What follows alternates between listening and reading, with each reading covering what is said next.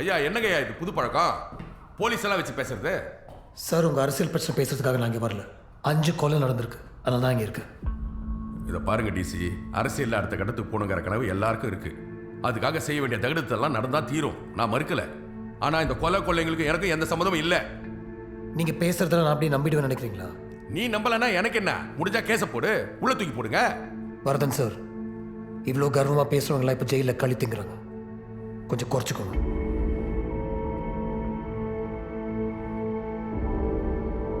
அப்போ நேற்று பார்க் ஹோட்டலில் நடந்த கொலை உங்கள் கணக்கில் வராத வருது? செத்து போனது எங்காலுங்க. தேர்தல் நிதியாக தாம்பரம் ஃபேக்டரி ஒன்று கொடுத்த 120 கோடி உள்ள பூந்து பிடிங்கிருக்கீங்க. ஆமா புடுங்கினாங்க. டிசி ஐயா கூட்டம் சாரேன்னு வந்தேன், அவர் இடத்துக்கு ஆசைப்படுறேன் இல்லைங்கள. ஏன்னா அவர் ஜனங்களுக்கு எதுவும் செய்யல, நான் செய்யணும்னு நினைக்கிறேன். ஆனா என் தொகுதியில் நான் நின்று ஜெயிக்கிறதுக்கு முட்டி மோத வேண்டியதா இருக்கு. எனக்கு எதிரில் ஒரு சினிமாக்காரி நிப்பாட்டி வச்சிருக்காங்க.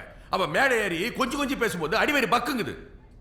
இதுல நான் வேற உங்களை தோக்கடிக்கிறதுக்காக வேலை செய்யறேன்னு என்னத்தையாவது சொல்லிக்கிட்டு. ஐயா இதை பாருங்க, நான் இதை செய்யல, அவ்வளவுதான். வர்றேன்.